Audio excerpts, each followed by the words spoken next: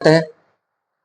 आज के प्रैक्टिकल में जो हमारा जो बैच चला है आज सीपीआरआई और एनवीएस का, उसमें आज से जो प्रैक्टिकल स्टार्ट हुआ वो अपन बात करेंगे हैंड टूल से, क्योंकि कोई भी अपन प्रैक्टिकल कोई कार्य करते हैं तो उसमें औजार होना जरूरी होता है और औजारों का आपको नॉलेज भी होना चाहिए कि कौन से औजार का उपयोग कहाँ किया जाता है और किस औजार का क्या नाम।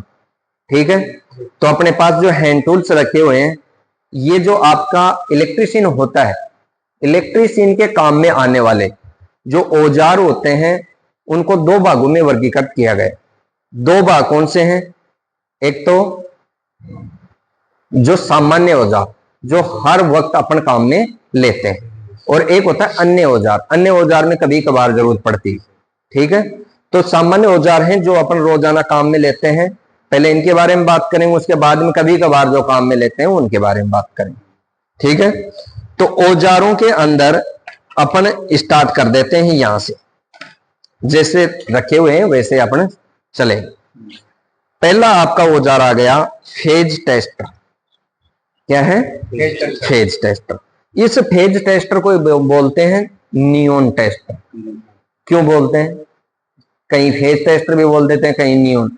इसका सही नाम तो नियॉन टेस्टर है। Neon tester. नियॉन टेस्टर क्यों बोलते हैं? इसमें नियॉन लैंप लगा होता है। ठीक है, नाम है इसका टेस्टर, नियॉन टेस्टर या फेज टेस्टर भी आप बोल सकते हैं। इसका उपयोग क्या है, कहां काम में लेते हैं?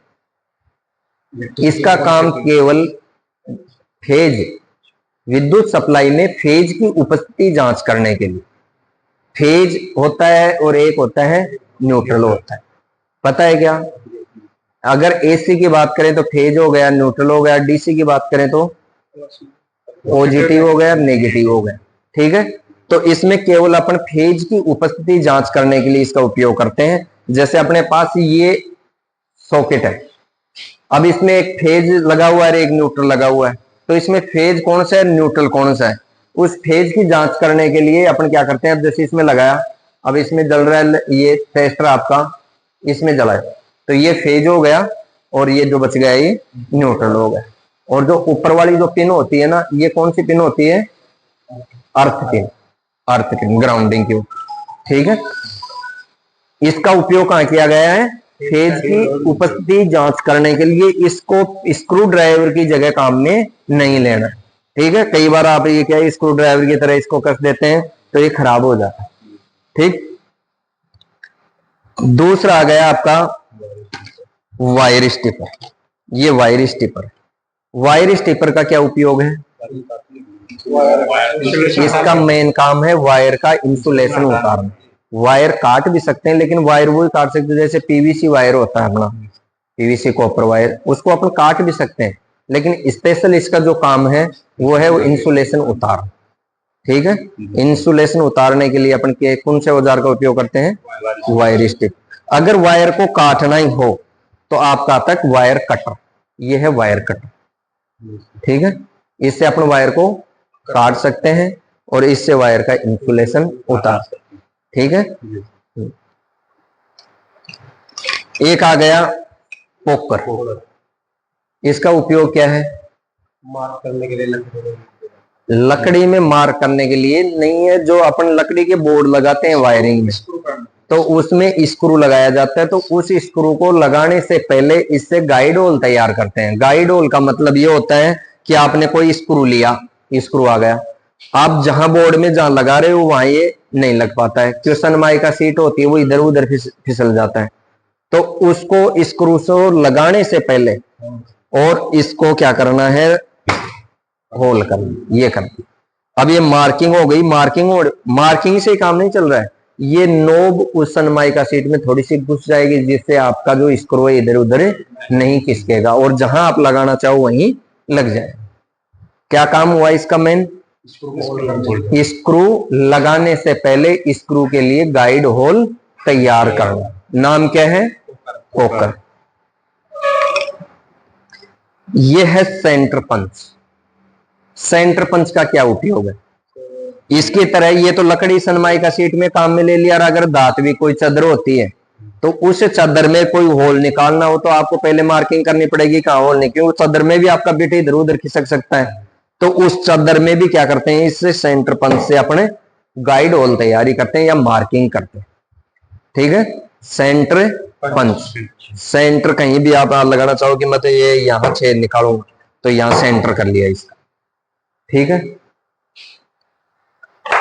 ये सेंटर पंच ही है सारे। ये होता है स्क्राइबर, क्या बोलते हैं इसको, स्क्राइबर। स्क्राइबर का उपयोग क्या है, मार्किंग करना, कि मेरे को मान लो कि ये चादर या सनमाई का सीट काटनी है तो इससे अपन क्या कर सकते हैं, मार्किंग कर सकते हैं। ठीक है, धातु की चादर होती है उसमें मार्किंग आपको किससे करनी है, स्क्राइबर से। ये क्या है, इलेक्ट्रीशियन चाकू। एक तो चाकू बोलते हैं और एक बोलते हैं इलेक्ट्रीशियन चाकू। इलेक्ट्रीशियन चाकू क्यों बोलते हैं, कि ये इलेक्ट्रीशियन काम में लेता है। इस चाकू में उस चाकू में भी अंतर आता है, वो ज्यादा धार युक्त आता है, ये इतनी उसकी तुलना में कम धार युक्त आता है। इसमें भी दो ब्लेड आती हैं आपकी, एक ब्लेड में तो थोड़ी धार होती है और एक थोड़ी खुरदरी होती है। ठीक है, 30 से कोण बनता है। हाँ, कोण तो वो तो आपकी सुविधा के अनुसार कितनी डिग्री का बना लो, है ना, आपको जैसे सुविधा है वैसे। लेकिन इलेक्ट्रिशियन जो चाकू रहेगा आपका उसमें दो ही ब्लेड रहेंगे। ठीक है, अब एक चाकू और मैं रख भी रखा हूं यहाँ, ये कोई इलेक्ट्रिशियन चाकू नहीं। ठीक है, इसमें इतनी ब्लेडों की आवश्यकता नहीं होती है, इलेक्ट्रिशियन चाकू नहीं। इलेक्ट्रिशियन चाकू के अंदर दो ब्लेड होती हैं, एक होती है धारयुक्त और एक होती है थोड़ी खुरदरी। धारयुक्त ब्लेड होती है उससे अपन वायर का इंसुलेशन उतारने के लिए काम में लेते हैं, और जो खुरदरी ब्लेड होती है वो इनेमल कॉपर वायर होता है। इनेमल कॉपर वायर का काम में आता है, वाइंडिंग में। जो मोटर जनरेटर की वाइंडिंग होती है ना, उसमें अपन वायर काम में लेते हैं कॉपर का, और उस कॉपर के वायर में अचालक परत होती है ऊपर। जैसे ही तो अपन कवाइल लपेट दें तो आपस में टच नहीं होता है, तो उसमें वो अचालक इंसुलेशन उतारने के लिए उस खुरदरी ब्लेड का काम में लेते हैं, ताकि वो वायर कटे नहीं। कि पतला वायर आता है वो धारयुक्त ले लेंगे तो वो कट जाएगा। ठीक है, इलेक्ट्रिशियन चाकू का दो काम हुआ, एक ब्लेड जो धारयुक्त है उससे तो अपन वायर का इंसुलेशन उतारते हैं, जबकि दूसरी जो खुरदरी होती है उससे इनेमल कॉपर वायर का इनेमल साफ करते हैं। ठीक, ये आ गया आपका स्टैंडर्ड वायर गेज। ठीक है, SWG, स्टैंडर्ड वायर गेज। इससे क्या करते हैं आप, क्या काम में आता है, तार का व्यास मापते हैं। तार कौन सा, जैसे वाइंडिंग वायर हो गया, अपना जो PVC वायर हो गया, एल्यूमिनियम वायर हो गया, उसका व्यास मेजर करने के लिए अपन किसका यूज करते हैं, SWG का। SWG की बात करें तो इसकी फुल फॉर्म क्या होती है, स्टैंडर्ड वायर गेज। इसका जो माप होगा वो SWG में होगा, और SWG पद्धति होती है वो हमेशा ब्रिटिश पद्धति होती है। मापक पद्धति भी अलग अलग है, CGS, ब्रिटिश, मीट्रिक। तो अपने जो इंडिया में जो पद्धति लगती है लागू है वो कौन सी है, मीट्रिक पद्धति होती है, जबकि ब्रिटिश अन्य देशों की होती है। अब इसमें SWG के अलावा अपने मीट्रिक पद्धति में भी इसमें माप लिखा होता है। इसका नंबर हो जाता है 0 से होता है स्टार्ट, 36 नंबर तक जाता है। जैसे जैसे नंबर की संख्या बढ़ेगी वैसे वैसे वायर का व्यास पतला होता जाएगा। जैसे मान लो कि 1 नंबर का वायर है तो सबसे मोटा रहेगा, और 36 नंबर रहेगा तो वो सबसे पतला रहेगा। ठीक है, अब 1 नंबर का वायर है, 1 नंबर का वायर की अपन बात करें तो ये 7.62 mm का रहेगा। 1 नंबर तो अगर SWG में पूछ ले तो इसको बताना 1 नंबर, अगर उसको mm में पूछ ले, mm पद्धति होती है मीट्रिक पद्धति, तो उसका माप क्या हुआ, 7.62 mm। ऐसे ही 36 नंबर का मान लो अपन बात करें तो 36 नंबर का जो वायर है आपका, इसमें देखो 0.19 है ना, ये mm में है। ठीक है, इससे तो अपन डायरेक्ट, इसका प्रैक्टिकल है मैं बताऊंगा आपको। इससे तो अपन डायरेक्ट जो खांचे कटे होते हैं ना, इस खांचे में वायर को डाला और देख लिया कि कितने नंबर का है, कितने mm का है। इसमें कुछ थोड़ी बहुत त्रुटि आ सकती है, जबकि आपको अगर एक्यूरेट मान निकालना हो तो अपना दूसरा मेजरिंग इंस्ट्रूमेंट है माइक्रोमीटर।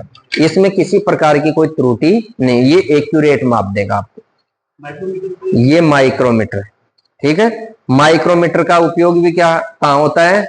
वायर का व्यास मापने के लिए। इसके कुछ भाग होते हैं और इसकी मेजरिंग करने की कुछ विधि है, जो प्रक्रिया है वो मैं इसके प्रैक्टिकल में बताऊंगा। माइक्रोमीटर वायर गेज से वायर का व्यास मापना आपके सिलेबस में प्रैक्टिकल है, ठीक है। आपको केवल बेसिक जानकारी दे रहा हूं, ठीक है। उसके बाद में प्रैक्टिकल में मैं सारी बता दूंगा कैसे मेजर करें। इसके कुछ भाग है, आपने पढ़ा भी होगा माइक्रोमीटर के भागों के नाम। वाइबा में पूछ लेते हैं कि कौन सा, ये कौन सा भाग है। पहला है रेचेट, पहला रेचेट, 2 नंबर पे थिम्बल, 3 नंबर पे आता है इसके नीचे बैरल, ये होती है फ्रेम। रेचेट, थिम्बल, बैरल, ये होता है एनविल, स्पेंडल। एक होता है स्पेंडल और ये लास्ट वाला होता है एनविल, और ये होती है आपकी फ्रेम, ठीक है। कौन कौन से भाग बता दिए? Ratchet, thimble, barrel, spindle, anvil, और ये हो गई फ्रेम। और एक माइक्रोमीटर ऐसा आता है जिसपे यहाँ लॉक नट भी होता है, वो मैं दिखाऊंगा अभी। जो आपने सुबह रखा था उसमें है वो लॉक नट वाला, ठीक है। भागों का नाम और इससे मेजर कैसे करना, वायर का व्यास कैसे मापना है, वो मैं आपको प्रैक्टिकल में बता। ये आ गए आपके स्पेनर। स्पेनर एक सेट होता है जो आपके नट और बोल्ट की नंबर के आधार पर ये बनाया जाए। ये 10 नंबर का है, 11 नंबर है, 12 नंबर, 13 नंबर। अब इसका काम है नट या बोल्ट खोलने के लिए, नट या बोल्ट को खोलने के लिए काम में लेते हैं। स्पेनर भी 2-3 प्रकार के होते हैं अपने काम के अनुसार। एक तो होता है ओपन स्पेनर और एक होता है रिंग स्पेनर, ठीक है। एक होता है सिंगल एंडेड, एक होता है डबल एंडेड। सिंगल के अंदर केवल एक साइड में रहेगी, एक साइड सिंपल ही रहेगी, और डबल एंडेड में दोनों साइड में नंबर के स्पेनर लगे हैं, ठीक है। ये है आपका पुली पुलर, क्या बोलते हैं? पुली पुलर। ये आपकी जो मशीन में जो पुली लगाई जाती है उस पुली को बाहर निकालने के लिए काम में लेते हैं। देखो मशीनों में कहां पुली लगी हुई है, क्या लगी हुई है? जैसे मान लो, हाँ ये लगी हुई है यहाँ, इसमें ये जैसे कपलिंग लगी हुई है, कपलिंग की तरह वो पुली लगती है ना, जैसे फैन बेल्ट पे चलाते हैं, तो उसको अपन इसे छेड़ियां थोड़े से निकालेंगे तो टूट जाएगी, और इससे अपन आसानी से इसको बाहर निकाल सकते हैं सांप से, ठीक है। हाँ, ये तो है पुली पुलर। ये भी पुली पुलर ही है, ये छोटा है और ये बड़ा है। अब इसमें और इसमें क्या अंतर है ये बताओ, इसमें और इसमें अंतर बताओ। ये बेरिंग निकालने के लिए है, ये जो 3 जा हैं इसके अंदर, ये तो है पुली पुलर, और जिसमें 2 जा मिले आपको, ये क्या हो जाता है? Bearing puller. ये जो मशीन में जो बेरिंग लगाया जाता है उस बेरिंग को निकालने के लिए काम में लेते हैं। तो बेरिंग को निकालने के लिए काम में लेने वाला तो क्या हो गया औजार? Bearing puller. पुली को निकालने वाला पुली पुलर।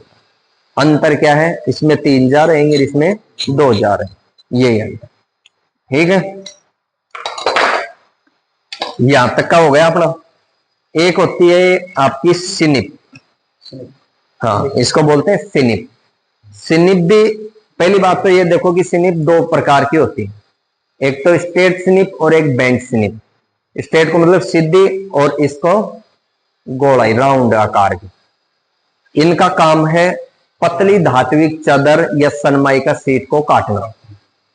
अगर आपको सीधा काटना है तो स्ट्रेट स्निप का, और अगर राउंड में काटना हो तो बेंच स्निप का, ठीक है।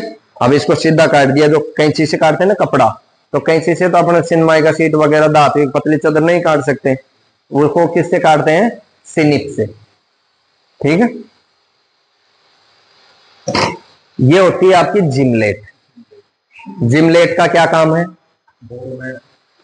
बोर्ड होता है, लकड़ी की सनमाइका सीट होती है, कोई भी होता है, उसमें अगर आपको कोई छोटा छिद्र निकालना हो तो आप जिम लेड से निकाल सकते हैं। इसमें किसी प्रकार की कोई ड्रिल की आवश्यकता नहीं। छोटा छिद्र निकालेगा कैसे कि इसके आगे देखो ये नोब बनी हुई है। अब इसको आप जहां आप छेद निकालो वहां टेक करके इसको और इसको घुमाओ, घुमा घुमा करके आपको क्या करना है, छेद निकालना है। आगे टिप बनी हुई है ना, टिप है, इस टिप देखो एक स्क्रू के आकार की लगी हुई, इसको दबा दबा के आप इसको छेद निकाल सकते हैं, छोटा छिद्र निकाल सकते हैं। नाम क्या बताया मैं इसका, जिम लेड। ठीक है, अब आ जाओ, ये है आपका पिंसर, इसका नाम है पिंसर। पिंसर, पिंसर का काम क्या होता है, लकड़ी या दीवार में जो कील फंस जाती है उसको पकड़कर निकालने के लिए। ठीक है, कील फंस गई तो उसको किससे निकालेंगे, पिंसर से। ये पिंसर, ये क्या है, screw driver. Screw driver screw के साइज, स्क्रू के आकार के अनुसार अलग अलग आकार प्रकार के होते हैं, छोटी साइज में भी होते हैं, बड़ी साइज में। नाम क्या है इसका, स्क्रू ड्राइवर। एक तो होता है छोटा, जो इसको बोलते हैं कनेक्टर स्क्रू ड्राइवर, ये छोटा हो गया, इसको कनेक्टर स्क्रू ड्राइवर। और इससे थोड़ा बड़ा हो जाता है, उसको बोलते हैं हेवी ड्यूटी स्क्रू ड्राइवर। जैसे बड़ा बड़ा हो गया ना, हाँ, इसको बोलते हैं हेवी ड्यूटी स्क्रू ड्राइवर। और एक होता है कनेक्टर स्क्रू ड्राइवर। ठीक है, इसमें भी टिप के आकार के अनुसार, टिप के आकार के अनुसार ये अलग अलग आकार प्रकार का होता है। जैसे ये होता है फ्लैट टिप, एक होता है क्रॉस टिप, स्टार साइज में होता है ना क्रॉस टिप, एक होता है यू टिप। तो वो तो आप जैसा स्क्रू होगा उस हिसाब से आपको मिलेगा। ठीक है, ये सारे स्क्रू ड्राइवर ही है वहां तक के, है ना।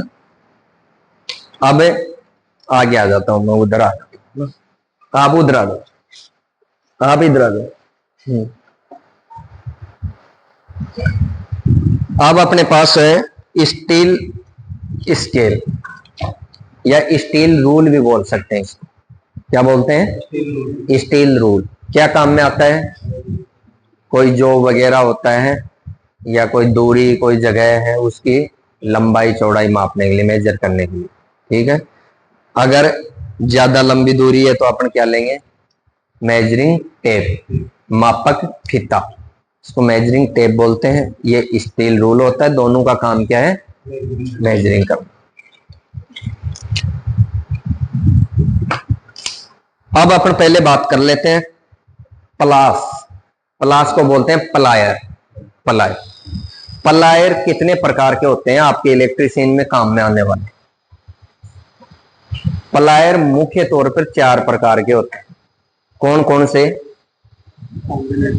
एक तो होता है कॉम्बिनेशन प्लायर, एक होता है साइड कटिंग प्लायर, एक होता है long nose round knows plier, एक होता है flat knows plier, long nose flat plier. अब ये तो है आपका कॉम्बिनेशन प्लायर। कॉम्बिनेशन प्लायर का क्या काम है, पहली बात तो इसमें कॉम्बिनेशन का मतलब है बहुत कमांड काम, एक से अधिक काम कर सकते, जबकि ये आपके एक ही काम करेंगे। आप जो भी औजार में बता के आया हूं आपको, सारे औजार एक ही काम है। कोई का काटना है, कोई को जोड़ना है, कोई को कसना है, कोई चेक करना है, यही है। इससे अपन एक से अधिक काम कर सकते हैं, इसलिए कॉम्बिनेशन नाम दे दिया। इसका नाम है इसका प्लायर ही, लेकिन इसको बोलेंगे कॉम्बिनेशन प्लायर। अब इससे क्या क्या काम कर सकते हैं अपन, पहला, इससे अपन किसी वायर को पकड़ सकते हैं। ये वायर हो गया, इसको मैं पकड़ सकता हूं। इस वायर को मैं काट भी सकता हूं। इस वायर का मैं इसे इंसुलेशन भी उतार सकता हूं। और किसी जॉब को, मतलब पकड़ना तो आ ही गया, पकड़ना, काटना, इंसुलेशन उतारना और उसको ट्विस्ट करना, ऐंठना, तो कितने काम हो गए, 4 हो गए काम। इसलिए इसको किस नाम से पुकारा जाता है, कॉम्बिनेशन प्लायर। इलेक्ट्रीशियन का सबसे मुख्य औजारों में एक औजार माना गया है, वो है कॉम्बिनेशन प्लायर। ठीक है, दूसरा है साइड कटिंग प्लायर। ये आपका साइड कटिंग प्लायर, इसका क्या उपयोग है, केवल वायर को काटना। कौन से वायर को काट सकते हैं इससे, पतले एल्यूमिनियम, कॉपर या पतले जीआई वायर को इससे अपन काट सकते हैं।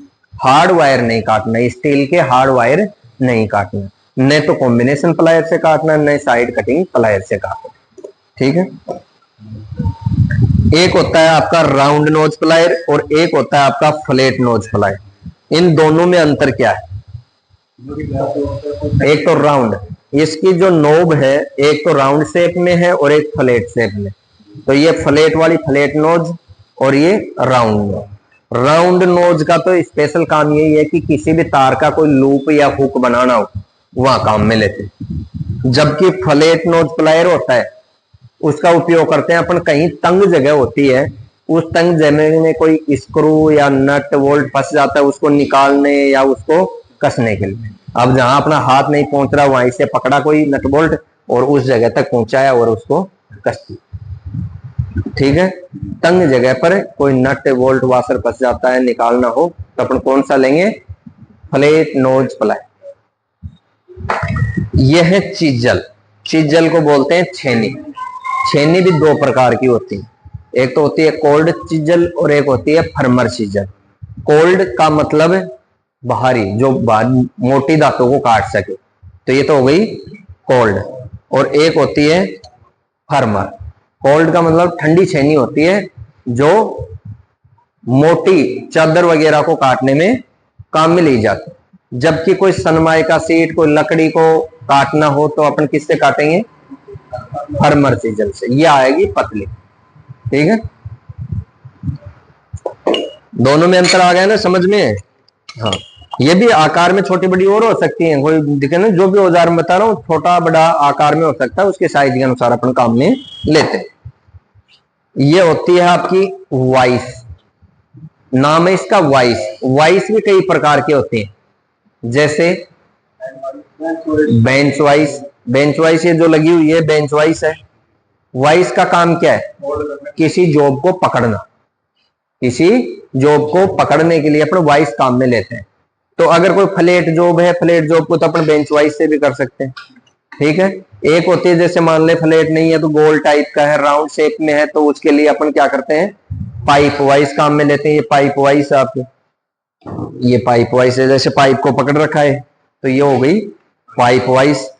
और एक होती है हैंड वाइस। हैंड वाइस ये है छोटे जॉब के लिए छोटी, बड़े जॉब के लिए बड़ी।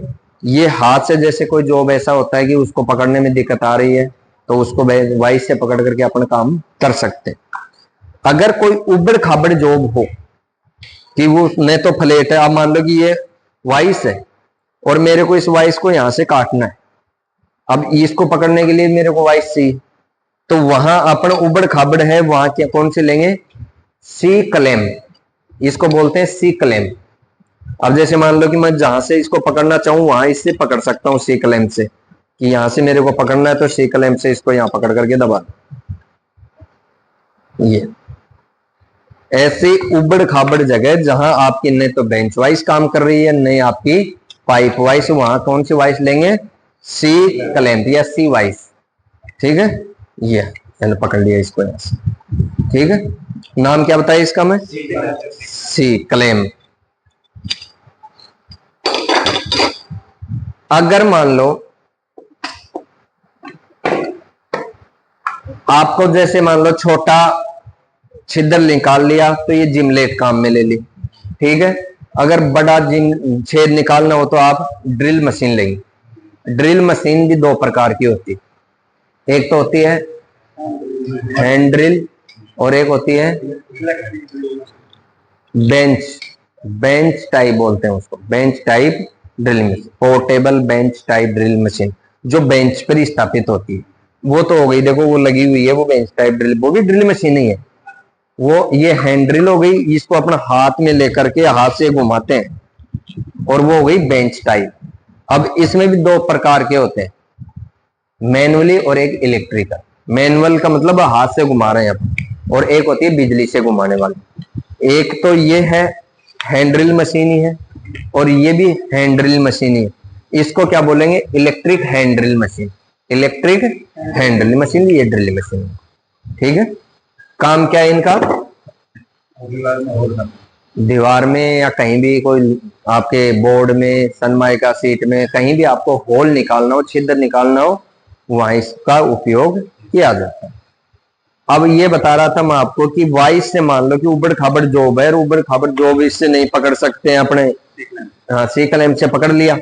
ऐसे ही उबड़ खाबड़ कोई होल निकालना हो हाथ से, तो वहां लेंगे अपने, क्या नाम है इसका, रेचिट ब्रेस। क्या है, रेचिट ब्रेस। यहाँ इसमें बिट लगता है, और जहां भी आपको जैसे उबड़ खाबड़ जगह हो, मान लो टेढ़ी मेढ़ी, तो यहाँ मेरे को निकालना हो तो मैं नीचे से निकाल सकता हूँ, घुमा घुमा कर। ठीक है, जहां अब उसको तो नीचे से दबा नहीं पाएंगे अपन, और इसको अपन आराम से दबा करके घुमा करके इससे हो। क्या नाम है इसका, रेचिट ब्रेस। ठीक है, ये है आपका मैलेट। मैलेट हथौड़ा, ये आपका लकड़ी में भी आता है और नायलॉन में भी आता है, प्लास्टिक टाइप में। क्या काम में लिया जाता है? वायर, जैसे आपके एल्यूमिनियम वायर होते हैं, उनको सीधा करने के लिए, चादर को सीधा करने के लिए, ताकि वो जो आप सीधा कर रहे हो वो जॉब आपका डैमेज ना हो। ठीक है, इसलिए अपन हल्के हथौड़े लकड़ी या लाइनोन के जो हथौड़ा होता है उसका काम में लिया जाता है। इसका नाम क्या लिया जाता है? मैलेट। इस नाम से पुकारा जाता है, मैलेट के नाम से। ये क्या है? हेक्सा, इसको बोलते हैं हेक्सा। हेक्सा क्या काम में आती है? धात्विक चादर वगैरह को काटने के लिए काम में आती है। जबकि लकड़ी वगैरह काटने के लिए क्या आती है?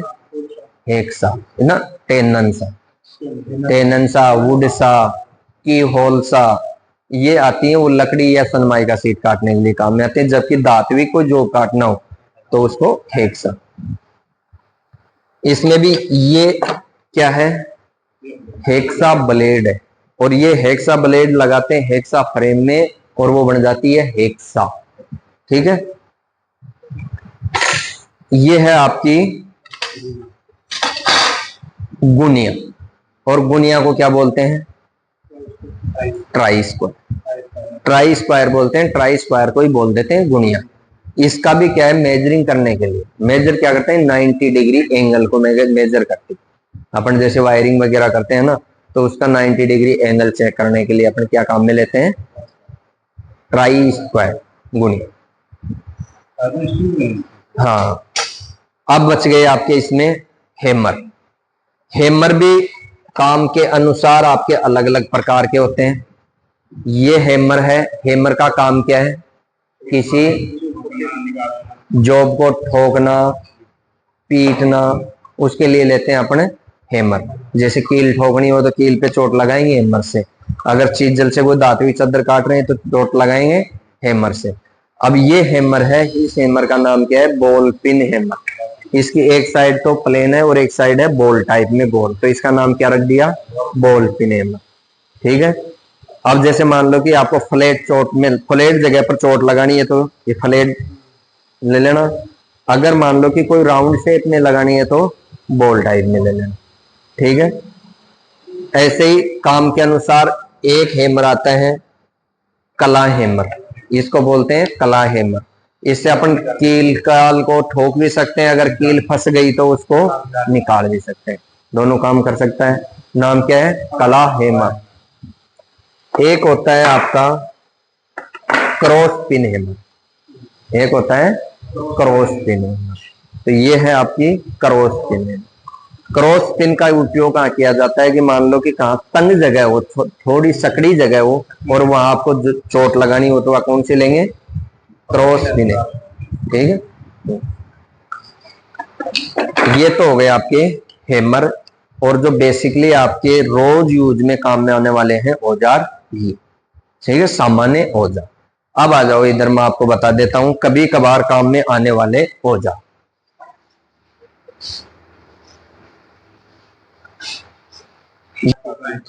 कोई GI हो, या और किस किस का होता है पाइप? PVC का भी होता है पाइप। PVC या GI के पाइप को काटने के लिए किस औजार का उपयोग में लेते हैं? पाइप कटर का। हाँ, हैंड कटर आता है। पीवीसी को काट। हाँ, तो ये इसका नाम दे दिया पाइप कटर। ये आपके हैं डिओली स्टार्टर, ठीक है। एक होता है डाई सेट। अब मान लो किसी पाइप पर चूड़ी काटना हो तो अपन डाई सेट के माध्यम से काटेंगे। ये हो गया डाई सेट में आ जाता है सारा, ये डाई होल्डर आ गया और इस डाई होल्डर के अंदर अपन डाई फंसाएंगे। अब देखो डाई के ऊपर ये जो चूड़ी कटी होती है इस शेप में चूड़ी कटती है पाइप में भी, ठीक है। अब जैसे मान लो कि एक पाइप दे दो मेरे को, ये पाइप है, इस पाइप पे इधर तो चूड़ी कटी हुई है, इधर आपको चूड़ी काटनी है, तो क्या काम में लोगे? डाई से डाई लेनी पड़ेगी। अब डाई इसकी साइज के अनुसार, अब ये पाइप तो रह गया छोटा, डाई रह गई बड़ी।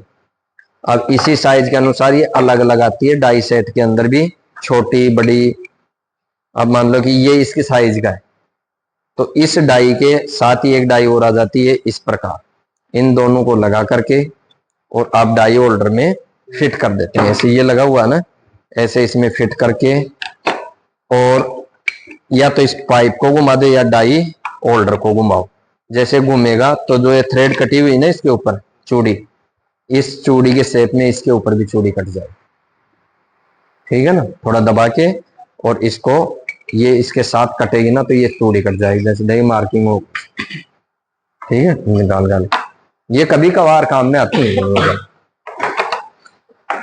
ठीक है। ये होता है आपका ब्लो लैंप। ब्लो लैंप का उपयोग कहाँ होता है?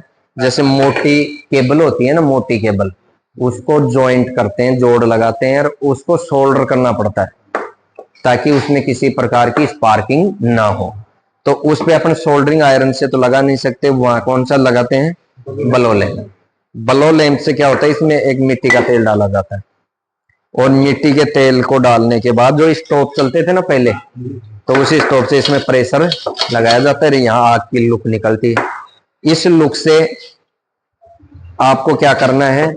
सोल्डरिंग वायर, ये मेल्टिंग पॉइंट होता है, मेल्टिंग पॉइंट, इसमें सोल्डरिंग जो आपका पदार्थ होता है, वायर होता है, वो इसमें डाल दिया जाता है और इसमें डाल करके अब अपन सोल्डर से करते हैं तो सोल्डर से तो वो पिघल जाता है। ऐसे ही आपको इस आग की लुक से पहले आपको वो सोल्डरिंग वायर पिघलाना पड़ता है। लगाया, इसमें लुक लगाई और ये पिघल गया। पिघलने के बाद ये होती है कड़छी। कड़छी की सहायता से पिघले हुए सोल्डर को बाहर निकालते हैं और ये मान लो कि आपका केबल का जॉइंट है, उस केबल के जॉइंट पे डाल देते हैं। अभी ठंडा होने के बाद सूख जाए ताकि जॉइंट आपका मजबूत हो और उसमें किसी प्रकार की कोई स्पार्किंग ना हो, ठीक है। तो इसका नाम तो दिया कड़छी, इसका आ गया नाम मेल्टिंग पॉइंट और इसको बोलते हैं अपन ब्लो लैंप। ये रखो।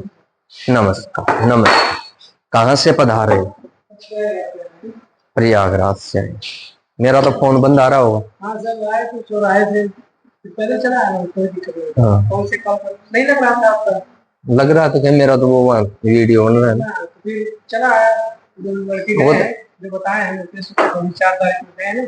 हाँ, फोन करके तो सीधे चला आया, बात करते हैं। चलो, ये आपको मैं बता ही दिया कि ये है पाइप वाइज, ठीक है।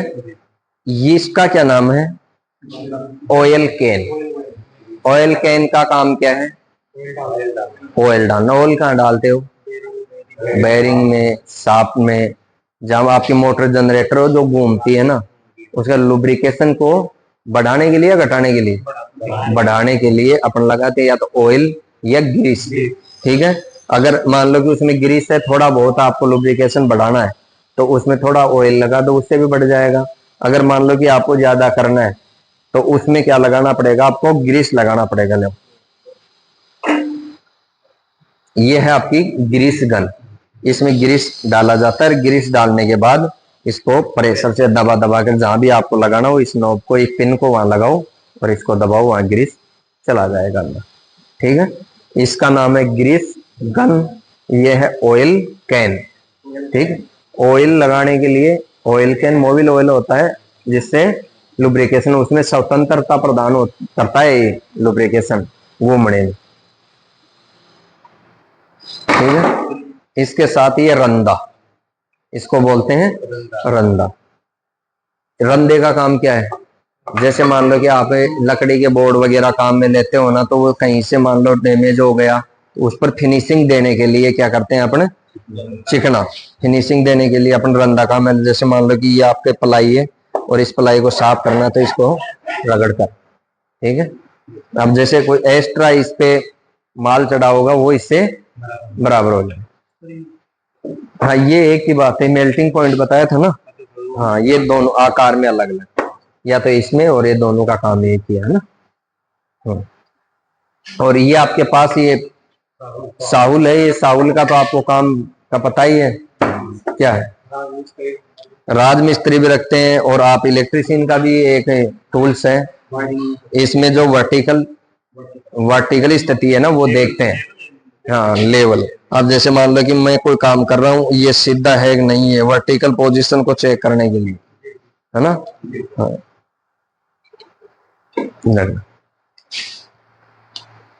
ये आपके हैं स्टार्टर, और स्टार्टर मोटर का जो प्रैक्टिकल है उसमें बताएंगे ना सबका। ये है इंसुलेटर, ये आपके काम के हैं। इंसुलेटर क्या काम में आते हैं? इंसुलेटर का मतलब क्या होता है? अचालक, इसको बोलते हैं पोल इंसुलेटर। इंसुलेटर का मतलब अचालक होता है। अचालक तो कुछ भी हो सकता है, जबकि इसको बोलते हैं पोल इंसुलेटर या लाइन इंसुलेटर भी बोलते हैं। अब इसमें काम के अनुसार अलग अलग आकार प्रकार के होते हैं, ठीक है।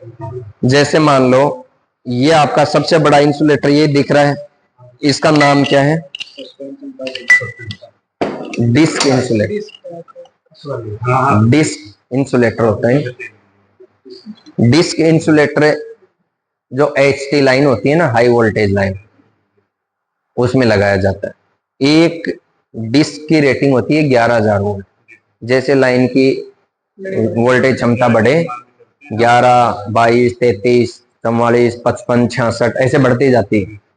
तो उसमें क्या होता है कि अगर आपको 33 की लाइन है तो 33 के लिए आपको 3 इंसुलेटर चाहिए, 66 की है तो 6 इंसुलेटर चाहिए। इनको बढ़ा करके आप इंसुलेटर की रेटिंग बढ़ा सकते हैं।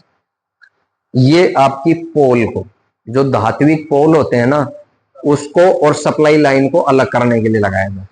इंसुलेटर जो भी हैं वो सारे एक ही काम के लिए, पोल और आपकी सप्लाई लाइन को अलग करने के लिए। जैसे धात्विक पोल भी है, सीमेंट RCC पोल भी होते हैं।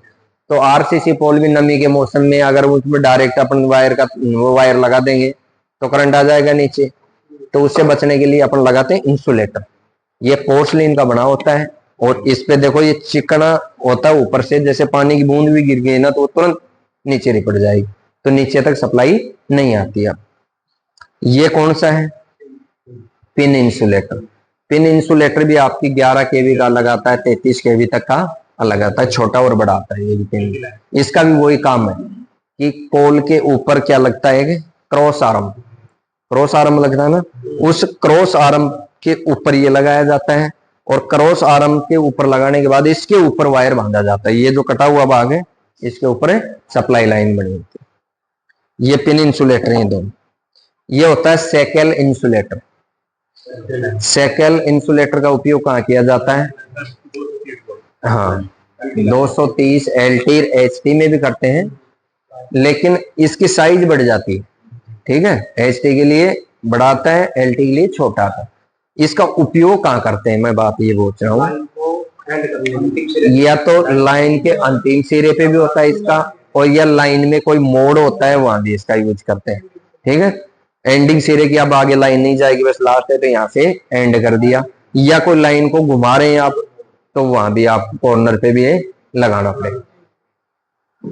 एक होता है स्टे इंसुलेटर, इसको एग इंसुलेटर भी बोलते हैं, अंडा टाइप का होगा ना एग इंसुलेटर, और इसको बोलते हैं स्टे इंसुलेटर भी। स्टे के अंदर स्टे कहाँ लगाई जाती है? जैसे पोल का या तो कोई घुमाव वहां स्टे लगाते हैं, या पोल अंतिम पोल हो, या पोल कहीं से है बैंड हो गया हो, झुक गया हो, तो वहां अपने स्टे से उसको क्या करते हैं? डांटते हैं। अब इसमें भी देखो 2 होल होते हैं, एक इनर और एक आउटर का। एक ऊपर से आती है तो वहां यहाँ बांध दिया, और एक नीचे वाले को, ताकि कोई भी लीकेज करंट होता है स्टे के माध्यम से जमीन में ना आए, कोई पशु पक्षी आदमी उसको टच ना कर सके। ठीक है, ये हो गए आपके इंसुलेटर और ये औजार।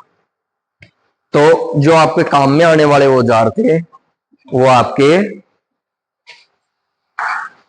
कितने औजार हैं? 40 से 45 औजार हैं। इनको आपको याद करना है कि कौन से औजार का क्या नाम है और उसका क्या काम है।